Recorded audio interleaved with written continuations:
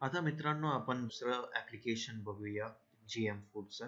ते म्हणजे improved nutritional qualities. So असे काही ट्रान्सजेनिक प्लांट्स प्रोड्यूस करण्यात आले आहेत, ज्यामध्ये न्यूट्रियंट्सची क्वालिटी वाढली आहे. खास करून एक उत्तम उदाहरण म्हणजे विटामिन ए. विटामिन ए युक्त गोल्डन राईस. सो हा जो राईस आहे, तुम्ही इकडे बघू शकता. हा जो राईस आहे, हा विटामिन ए युक्त राईस आहे आणि हा नॉर्मल राईस आहे. आणि हा जो विटामिन ए युक्त राईस आहे, ह्याला गोल्डन राईस असंही म्हटलं जातं, कारण की ह्याचा जो रंग असतो तो गोल्डन असतो. तर ह्याचा मागचं प्रॉब्लेम पहिला आपण जाणून घेऊया काय आहे. आता मित्रांनो, डेव्हलपिंग कंट्रीजमध्ये खास करून त्यांचा जो मेन डाएट असतो तो म्हणजे राईस असतो. आता मित्रांनो, राईसमध्ये वेगवेगळे एसेन्शियल न्यूट्रियंट्स असतात, पण खास करून त्यामध्ये विटामिन ए ची कमी असते. आणि विटामिन ए ची कमी असल्यावरती त्या व्यक्तीला जो सेवन करत असतो त्या राईसचा पर्टिक्युलरली त्याला ब्लाइंडनेस सुद्धा होऊ शकतो because of lack of vitamin A. आता मित्रांनो, विटामिन ए खास करून मिल्कमधनं मिळतो, दुधापासून मिळतो आणि वेगवेगळ्या पालेभाज्यापासून मिळतो. फॉर एक्झाम्पल गाजर.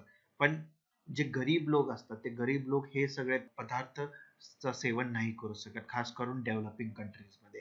तर हा प्रॉब्लेम सॉल्व्ह करण्यासाठी दोन स्वित्झर्लंडचे असे रिसर्चर्स होते, ज्यांनी हा गोल्डन राईस किंवा ट्रान्सजेनिक राईस उत्पन्न केला. यामध्ये त्यांनी 3 बीटा कॅरोटीन बायोसिंथेसिसचे जीन असे इंट्रोड्यूस केले. 3 असे वेगवेगळे जीन्स इंट्रोड्यूस केले, जेणेकरून बीटा कॅरोटीन उत्पन्न होईल. आता बीटा कॅरोटीन हा प्रिकर्सर असतो विटामिन ए ला. म्हणजे बीटा कॅरोटीनचं रूपांतर पुढे जाऊन विटामिन ए मध्ये होतं. आता मित्रांनो, विटामिन ए जो आहे तुम्ही बघितला या राईस मध्ये, त्याच्यामुळे त्याला गोल्डन कलर असा आला आहे. यामुळे बरेचसे जे प्रॉब्लेम्स असतात डेव्हलपिंग कंट्रीजमध्ये, न्यूट्रिशनचे जे प्रॉब्लेम्स असतात ते ओव्हरकम करू शकतो. याच्या व्यतिरिक्त काही ऑइल क्वालिटीचे सीड्स, ऑइल क्रॉप्स होते, जसे for example soybean, oil palm, rape seed, sunflower. यामध्ये सुद्धा ऑइल कंटेंट वाढवण्यासाठी त्यांमध्ये अरेबिडॉप्सिसचे जीन ट्रान्सफर केले आहेत. याच्या व्यतिरिक्त काही आयर्न डेफिशियन्सीसाठी काही असे क्रॉप्स आहेत, त्यामध्ये सुद्धा फेरेटिन नामक एक प्रोटीन, जो की एक स्टोरेज प्रोटीन आहे आयर्नचा.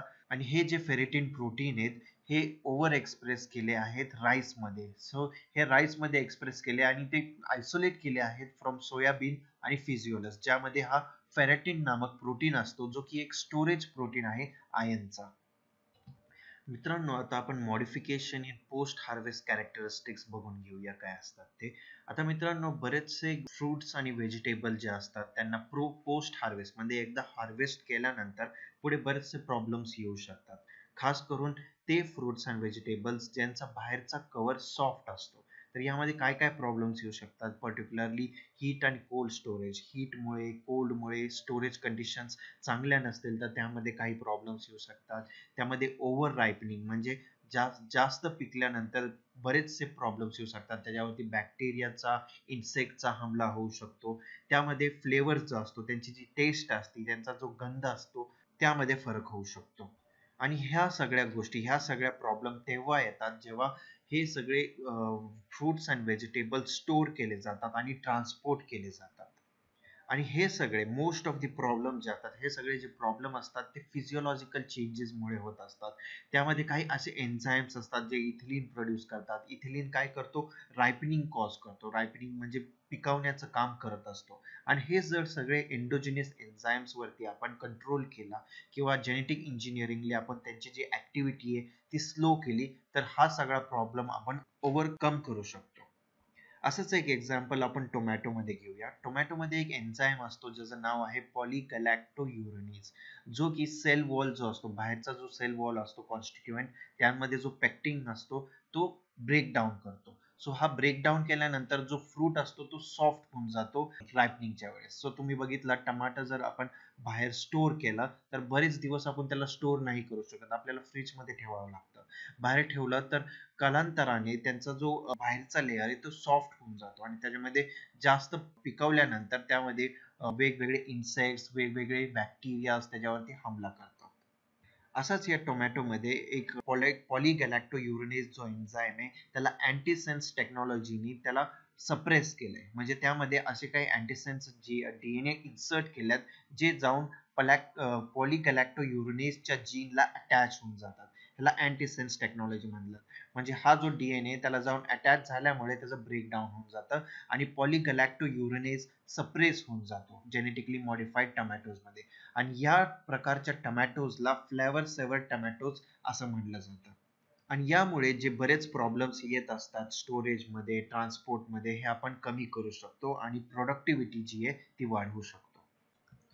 नेक्स्ट आहे मित्रांनो प्लांट्स एज फॅक्टरीज. मित्रांनो प्लांट्स मध्ये वेगवेगळे कंपाऊंड्स असतात ज्यांना हाय व्हॅल्यू असते. फॉर एक्झाम्पल स्टार्च असतो, शुगर, लिपिड्स, प्रोटीन्स, वेगवेगळे प्रोडक्ट्स असतात ज्यांना बायोफार्मास्युटिकल्स म्हटलं जातं. यांमध्ये काही असे आपण जीन्स इंट्रोड्यूस करू शकतो ज्यांना नोवल बायोकेमिकल्स म्हणजे एक कुठला कंपाऊंड ज्याचं व्हॅल्यू खूप हाय आहे, फॉर एक्झाम्पल प्रोटीन आहे, फॉर एक्झाम्पल तो हॉर्मोन आहे, अँटीबॉडीज आहे, वॅक्सिन आहे किंवा एन्झाईम आहे, तो ॲज अ ट्रान्सजेनिक प्लांट्समध्ये म्हणजे जेनेटिकली मॉडिफाईड असे प्लांट्स उत्पन्न करू शकतो आणि त्यांना बायोफार्मास्युटिकल्ससाठी फॅक्टरीजसाठी लार्ज स्केलवरती हे सगळे प्रोडक्ट्स आपण उत्पन्न करू शकतो.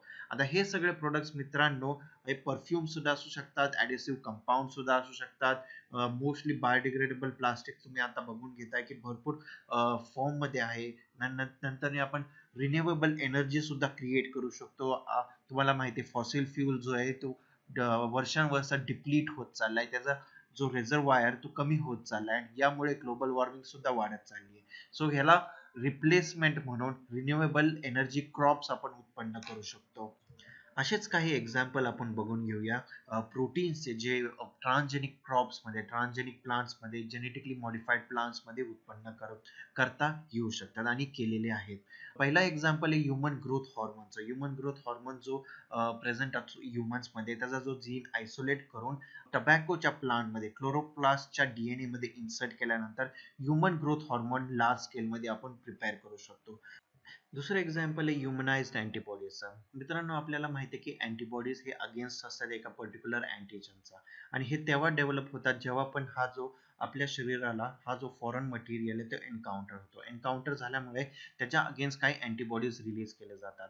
सो हे जे अँटीबॉडीज आहे हे एन्काउंटरच्या ह्या फॉरेन मटेरियल, फॉरेन पॅथोजनच्या एन्काउंटरच्या आधीच आपण इंट्रोड्यूस करू शकतो. For example B lymphomas. B lymphomas हे स्पेसिफिक असतात एका पर्टिक्युलर अँटीबॉडीज जनरेट करण्यासाठी. या बी लिम्फोमास मधनं हा जो अँटीबॉडी स्पेसिफिक जीन आहे तो आयसोलेट करून आपण प्लांट्स मध्ये टाकू शकतो. प्लांट्सला आपण सिग्नल देऊ शकतो की हे अँटीबॉडीज प्रोड्यूस करा म्हणून आणि या प्लांट्स मध्ये जे अँटीबॉडीज प्रोड्यूस झाल्यानंतर हे डायरेक्टली आपण प्लांट्स मधनं आयसोलेट करून ॲनिमल्स मध्ये किंवा ह्युमन्स मध्ये आपण इंजेक्ट करू शकतो आणि ह्याला ह्युमनाइज्ड अँटीबॉडीज म्हणलं जातं जे की ह्युमनच्या ओरिजिनचे असतात पण हे प्लांट्स मध्ये प्रोड्यूस केले जातात.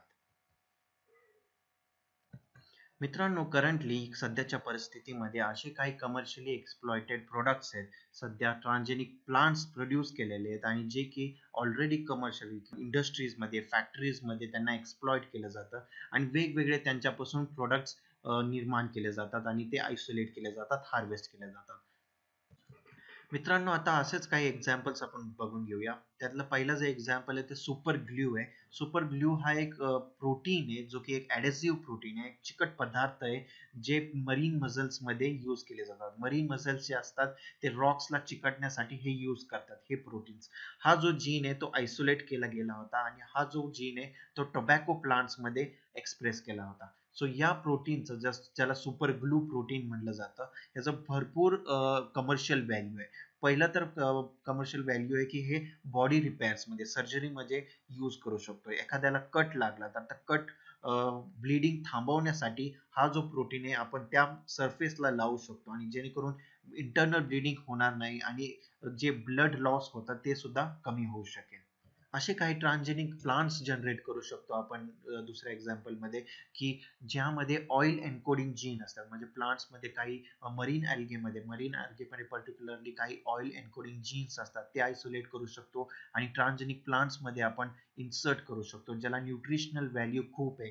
आणि हे सिमिलरली कॉड लिव्हर ऑइल तुम्ही बघितलंच असेल, त्यामध्ये भरपूर विटामिनची भंभार असते. सो हा जो कॉड लिव्हर ऑइल आहे सिमिलर लेवलवरती हा आपण ट्रान्सजेनिक प्लांट्स मध्ये सुद्धा प्रोड्यूस करू शकतो.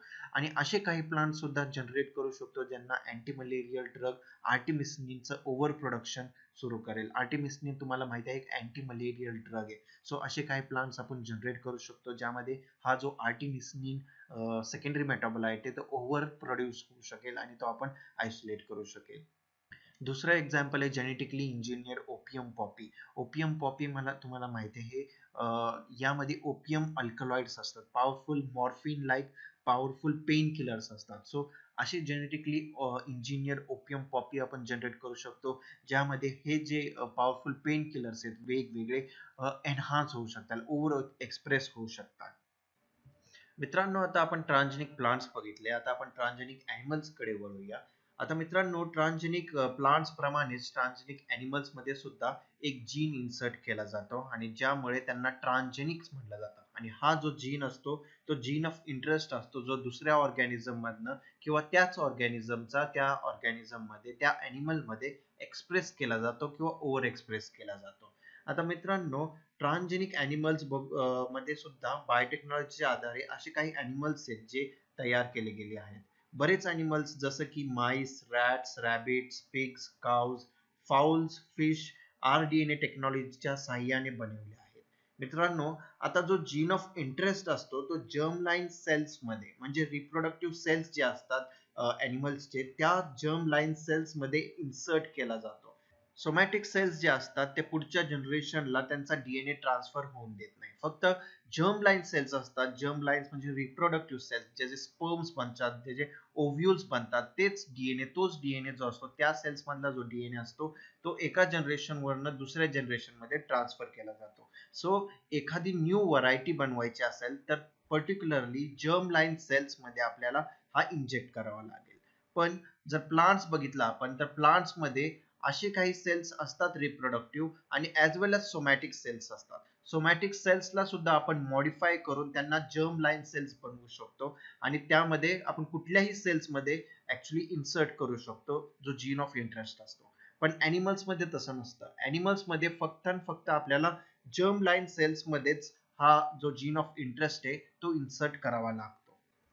मित्रांनो आता बायोटेक्नॉलॉजी मध्ये असे काही ट्रान्सजेनिक ॲनिमल्स घडविले जातात लॅब्स मध्ये, त्यांचे मेन कारण जे आहेत आपण ते जाणून घेऊया. पहिला तर आहे मेडिकल रिसर्च मध्ये. मेडिकल रिसर्च मध्ये असे काही ॲनिमल्स असतात for example transgenic MICE, transgenic fish, zebra fish वगैरे. हे सगळे animals as a model animals असतात. यामध्ये कुठलाही जीन जो आपल्याला माहित नाहीये आता पण सध्याच्या परिस्थितीमध्ये ह्युमन बीइंग्स मध्ये असे काही जीन्स आहेत ज्याचं फंक्शन आपल्याला क्लिअरली माहित नाहीये.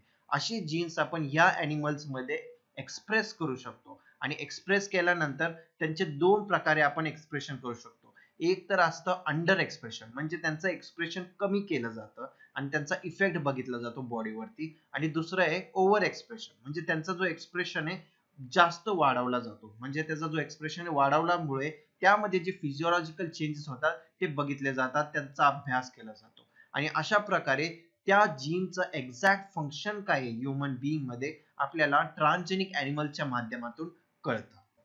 नेक्स्ट आहे टॉक्सिकोलॉजी मध्ये. तर मित्रांनो असे काही टॉक्सिकन्स असतात जे ॲनिमल्स वेगवेगळ्या प्रकारे त्याला रिस्पॉन्ड करतात आणि असे काही टॉक्सिकोलॉजिकल टेस्ट ॲनिमल्स असतात. For example transgenic MICE. Transgenic MICE मध्ये काय वेगवेगळे प्रकार आहेत. ट्रान्सजेनिक ॲनिमल्स किंवा माईस असतात ज्यामध्ये त्यांचा जो इम्युन सिस्टीम आहे ती कमी केली जाते. असाच एक ॲनिमल आहे ट्रान्सजेनिक माईस ज्याला न्यूड माईस असं म्हणलं जातं.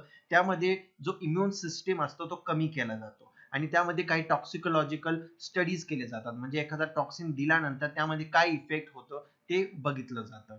मॅमेलियन डेव्हलपमेंटल जेनेटिक्स मध्ये आणखीन एक असा कारण आहे ज्यामुळे ट्रान्सजेनिक ॲनिमल्स प्रोड्यूस केले जातात. मित्रांनो आता मॅमल मध्ये जे डेव्हलपमेंटल स्टेजेस असतात म्हणजे एखाद्या एम्ब्रिओ पासून जेव्हा तो अडल्ट बनतो त्यामध्ये काय वेगवेगळे चेंजेस घडले जातात, कुठले जीन्स ओव्हर एक्सप्रेस केले जातात, कुठले जीन्स अंडर एक्सप्रेस केले जातात यांचा अभ्यास केला जातो.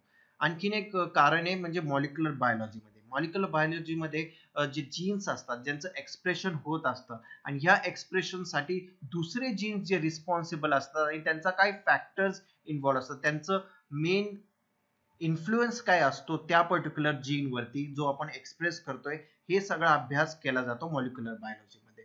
आणि शेवटचा आहे फार्मास्युटिकल इंडस्ट्री मध्ये. फार्मास्युटिकल इंडस्ट्री मध्ये एखादा ड्रग, एखादा सेकंडरी मेटाबोलाइट जो असेल तो आपल्याला ओव्हर एक्सप्रेस करायचा असेल आणि तो ॲनिमलच्या माध्यमातून आपल्याला पाहिजे असेल किंवा एखादा फार्मास्युटिकल प्रोटीन असेल, फॉर एक्झाम्पल अँटीबॉडीज असेल, ते आपल्याला ओव्हर एक्सप्रेस करून आपल्याला हार्वेस्ट करायचं असेल तर यासाठी सुद्धा ट्रान्सजेनिक ॲनिमल्स तयार केले जातात.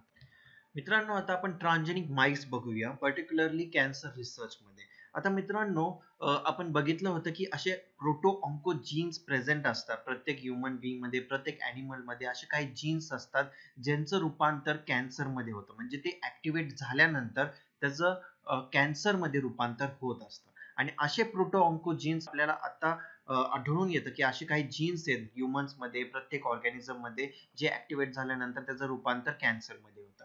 आणि हा जो रिलेशनशिप आहे, म्हणजे जे की ऑन्कोजीन आणि कॅन्सर डेव्हलपमेंट या दोघांचं जे क्वेश्चन्स अराईज होतात, ज्यांचे जे प्रश्न असतात, त्याला उत्तर देण्यासाठी ट्रान्सजेनिक माईस तयार केला गेला आहे.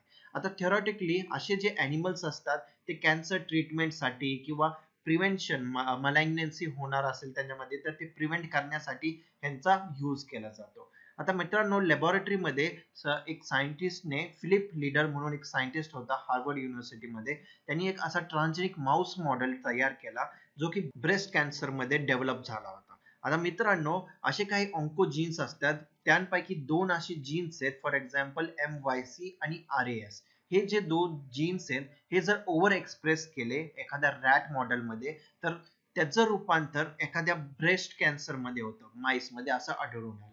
सो अशा प्रकारे असे काही ॲनिमल्स डेव्हलप करू शकतो ज्यामध्ये आपण कॅन्सर रिसर्च करू शकतो, की असे काही प्रोटो ऑन्कोजीन्स आहेत ते आपण फाइंड आउट करू शकतो ॲनिमल्स मध्ये, आणि त्याला प्रिव्हेन्शन काय आहे हे सुद्धा आपण बघून घेऊ शकतो.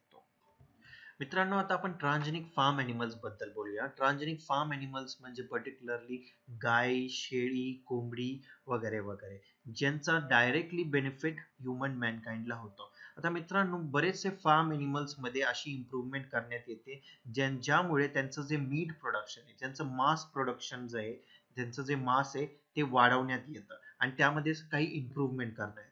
त्याच्या व्यतिरिक्त जर गायांमध्ये बघितलं तर त्यांचं मिल्क प्रोडक्शन वाढवलं जातं, त्यांची क्वालिटी वाढवली जाते आणि त्यांना डिझीज फ्री करण्यात येतं. आता मित्रांनो, एक एक्झाम्पल घेऊया. एक एक गाय, जेव्हा पुरातन काळामध्ये एक गाय वर्षभरामध्ये 2000 ते 3000 लिटर दूध द्यायची. आता तीच गाय, ज्याचं बायोटेक्नॉलॉजीमध्ये त्यांचं काही मॉडिफिकेशन करण्यात आलं, फॉर एक्झाम्पल होल्स्टीन गाय, तर ही जी गाय आहे 8000 ते 10000 लिटर दूध देते एका वर्षामध्ये. सिमिलरली एखादी कोंबडी जर पुरातन काळामध्ये 70 ते 80 अंडी द्यायची एका वर्षभरात, आणि तीच कोंबडी ज्यामध्ये मॉडिफिकेशन करण्यात आलं, ज्यामध्ये असे काही जीन्स टाकण्यात आले, तर तीच कोंबडी आज सध्याच्या स्थितीमध्ये 250 ते 300 अंडी एका वर्षाला देते. आणि हे सगळं बायोटेक्नॉलॉजीमुळे शक्य झालं. आता मित्रांनो, मेन ऑब्जेक्टिव्ह जो आहे अॅनिमल ब्रीडिंग प्रोग्रामचा, तर मेन ऑब्जेक्टिव्ह आपण बघून घेऊया. बायोटेक्नॉलॉजीमध्ये जे जीन ट्रान्सफर केले जातात, ट्रान्सजेनिक ॲनिमल्स प्रोड्यूस केले जातात, त्यांचे मेन कारण असे आहेत की पहिलं तर त्यांचं मीट प्रोडक्शन वाढवण्यासाठी, एफिशियन्सी वाढवण्यासाठी, म्हणजे त्यांचा जो मास आहे तो वाढवण्यासाठी. त्याचबरोबर त्यांची जी क्वालिटी आहे, मीटची जी क्वालिटी आहे ती सुद्धा इम्प्रूव्ह करण्यासाठी ट्रान्सजेनिक ॲनिमल्सचं प्रोडक्शन केलं जातं. दुसरी गोष्ट म्हणजे गायांमध्ये मिल्क क्वालिटी आणि क्वांटिटी दोन्ही वाढवण्यासाठी ट्रान्सजेनिक काउज प्रोड्यूस केले जातात. कोंबड्यांमध्ये एग प्रोडक्शन वाढवण्यासाठी ट्रान्सजेनिक चिकन प्रोड्यूस केलं जातं. वूल क्वालिटी, शीपमध्ये, शेळ्यांमध्ये वूल क्वालिटी आणि क्वांटिटी दोन्ही वाढवण्यासाठी ट्रान्सजेनिक गोट प्रोड्यूस केले जातात. डिझीज रेजिस्टंट, ह्या सगळ्या ॲनिमल्समध्ये डिझीज रेजिस्टंट जीन्स असे काही इंट्रोड्यूस केले जातात, ज्यामुळे यांमध्ये डिझीज होत नाही. मित्रांनो, आता असेच काही एक्झाम्पल आपण बघून घेऊया. तर पहिलं तर आहे ट्रान्सजेनिक कॅटलमध्ये, जे फूड प्रोडक्शनसाठी, मिल्क प्रोडक्शनसाठी यूज केले जातात. आता मित्रांनो, गाईच्या दुधामध्ये असे दोन बीटा कॅसिन व्हेरियंट्स असतात. बीटा कॅसिन हा एक प्रोटीन आहे जो दुधामध्ये प्रेझेंट असतो, आणि त्यामुळे A1 आणि A2 टाईपचे दोन दूध तयार केले जातात. आता हे जे बीटा कॅसिन आहे, यामध्ये फक्त एक जीन असतो ज्यामध्ये single amino acid position 67 number वरती डिफर असतो, म्हणजे वेगळा असतो, आणि त्यामुळे A1 आणि A2 टाईपचे दूध उत्पन्न होतात. तर हेच जर जीन एखाद्या गायीमध्ये जर ट्रान्सफर केलं तर, किंवा ओव्हर एक्सप्रेस केलं, तर त्याच्या ऑफस्प्रिंगला, म्हणजे त्याच्या पुढच्या जनरेशनला 20% जास्त बीटा केसिन प्रोड्यूस होतं, आणि कॅपा केसिन जो आहे तो 2 फोल्ड, 2 फोल्ड इन्क्रीज आपल्याला मिळू शकतो. दुसरं एक्झाम्पल आहे ट्रान्सजेनिक कॅटलमध्ये. So transgenic cattle as a human therapeutic production, human प्रोटीनचे थेरपेटिक प्रोडक्शनसाठी यूज केले जातात. सो असे काही ह्युमन प्रोटीन्स असतात जे आपण ह्युमन्समधनं माणसामधने आयसोलेट नाही करू शकत, कारण की ह्यांचं जे प्रमाण असतं ब्लडमध्ये ऑलरेडी कमी असतं. सो असे काही प्रोटीन्स असतात, for example lactoferrin, human alpha lactalbumin, human serum albumin, human bile salt stimulated lipase. So यांचे जीन्स आयसोलेट करून एखाद्या गायीमध्ये इंट्रोड्यूस केल्यानंतर त्याचं रूपांतर ट्रान्सजेनिक काव मध्ये होतं. आणि ही जी ट्रान्सजेनिक काव आहे, आपण असे काही सिग्नल्स देऊ शकतो की ज्यांचं प्रोडक्शन होऊ शकेल या पर्टिक्युलर ह्युमन प्रोटीनचं, आणि ते आपण दुधाद्वारे, मिल्कद्वारे आपण आयसोलेट करू शकतो. सो असे काही थेरपेटिक प्रोटीन्स जे असतात आपण एखाद्या गायपासून, ट्रान्सजेनिक कॅटल पासून आपण मिळवू शकतो. दुसरं एक्झाम्पल आहे अँटीबॉडीजचं. सो असे काही अँटीबॉडीज आपण अँटीबॉडीजचे जीन्स टाकू शकतो, इंट्रोड्यूस करू शकतो एखाद्या गायमध्ये, ज्यामुळे असे काही अँटीबॉडीज एखाद्या डिझीजच्या अगेन्स्ट तयार होऊ शकतील. आणि हे जे अँटीबॉडीज आहे पुन्हा एकदा दुधाद्वारे आपण आयसोलेट करू शकतो, किंवा ते जे दूध असतं ते डायरेक्टली आपण कंझ्युम केल्यानंतर हे अँटीबॉडीज आपल्या बॉडीमध्ये इंट्रोड्यूस होऊ शकतात. दुसरं आहे ट्रान्सजेनिक शीप बद्दल. ट्रान्सजेनिक शीप मध्ये असे काही बॅक्टेरियल जीन्स होते, फॉर एक्झाम्पल सिस ई, सिस एम, आणि हे सगळे जीन्स होते ते सिस्टीन अमायनो ऍसिड साठी इंट्रोड्यूस केले गेले होते. म्हणजे यामध्ये कॅरेटीन प्रोटीन जे असतं वूल मध्ये इन्क्रीज केलं जातं. सो वूल प्रोडक्शन साठी, मीट प्रोडक्शन साठी सुद्धा ट्रान्सजेनिक शीप मध्ये जर आपण काही जीन्स इंट्रोड्यूस केले तर ते मीट प्रोडक्शन आणि वूल प्रोडक्शन जे असतं ते आपण एनहान्स करू शकतो. दुसरं एक्झाम्पल आहे ट्रान्सजेनिक पिग्सचं. तर मित्रांनो, ट्रान्सजेनिक पिग्स मध्ये सुद्धा असे काही जीन्स टाकले गेले आहेत जे मीट प्रोडक्शन, त्यांचं जे मास प्रोडक्शन आहे ते इन्क्रीज करू शकेल. आणि हे जे ट्रान्सजेनिक पिग्स आहे ॲज अ बायोरिएक्टर सुद्धा आपण यूज करू शकतो, ज्यामध्ये आपण वेगवेगळे जीन्स इंट्रोड्यूस करू शकतो आणि ह्यांचा जो प्रोडक्ट आहे आपण तो आयसोलेट करू शकतो. आता मित्रांनो, एखाद्या पिगचा जो हार्ट असतो तो मोस्ट सिमिलर असतो, सेम साईजचा असतो ॲज ऑफ ह्युमन. सो ह्युमनचा हार्ट आणि पिगचा हार्ट मध्ये फार सिमिलॅरिटीज असतात. सो पिग्सचे जे वाल्व्स असतात ते ट्रान्सप्लांटेशन साठी किंवा झिनो ट्रान्सप्लांटेशन साठी आपण यूज करू शकतो. सो असे काही ट्रान्सजेनिक पिग्स तयार करण्यात गेले आहेत सध्याच्या परिस्थितीमध्ये, ज्यामध्ये त्यांचे वेगवेगळे पार्ट्स जे असतात, वेगवेगळे टिश्यूज जे असतात, आपण ह्युमन्स मध्ये ट्रान्सप्लांट करून घेऊ शकतो. नेक्स्ट आहे मित्रांनो ट्रान्सजेनिक फिश. तर असे काही मित्रांनो फिश आहेत available, for example Atlantic fish, catfish, gold fish, tilapia, zebra fish, common carp, etcetera etcetera, ज्यांची जी कमर्शियल इम्पॉर्टन्स आहे, म्हणजे कमर्शियली हे खूप इम्पॉर्टंट फिशेस आहेत. तर यामध्ये काही जीन्स असे ट्रान्सफेक्ट केले गेले किंवा ट्रान्सफर केले गेले. पहिला जो आहे तो ग्रोथ हॉर्मोन, दुसरा चिकन क्रिस्टलाइन प्रोटीन, आणि तिसरा ई कोलाय हायग्रोमायसिन रेझिस्टंट जीन.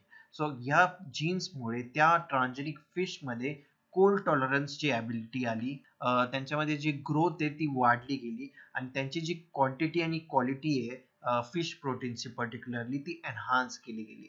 आणि जे काही डिटिरिओरेशन होतं, प्रोटीनची क्वालिटी जी कमी होती प्रिझर्वेशनमुळे, ती कमी करण्यात आली. सो असे काही फॅक्टर्स आहेत जे इकॉनॉमिक व्हॅल्यू जे फिश मध्ये जर इंट्रोड्यूस केले तर यांना कमर्शियल इम्पॉर्टन्स वाढला जातो. सिमिलरली ट्रान्सजेनिक चिकन मध्ये असे काही फॉरेन जीन्स इंट्रोड्यूस करण्यात आले, ज्यामुळे त्यांचा जो जेनेटिक मेकअप आहे तो एनहान्स झाला, आणि त्यांच्यामध्ये जी एक्झिस्टिंग स्ट्रेन्स होती त्यामध्ये एक रेझिस्टन्स, व्हायरल रेझिस्टन्स आणि कॉक्सिडियल डिझिजेसचं जे प्रमाण आहे ते कमी झालं, आणि त्यामध्ये बेटर फीडिंग एफिशियन्सी आली, त्यांचा जो फॅट कंटेंट आहे तो कमी झाला, कोलेस्ट्रॉल लेवल्स त्यांच्यामध्ये कमी झाले, आणि प्रोटीन्स जो आहे त्यांच्या एग्स मध्ये एनहान्स झाले किंवा इन्क्रीज झाले, आणि ओव्हरऑल त्यांचा जो मीट क्वालिटी आहे, त्यांचा जो मास आहे तो एनहान्स केला गेला आणि टेंडर झाले. सो असे काही ट्रान्सजेनिक चिकन सुद्धा डेव्हलप करण्यात आले आहे बायोटेक्नॉलॉजीच्या, RDNA टेक्नॉलॉजीच्या माध्यमातून.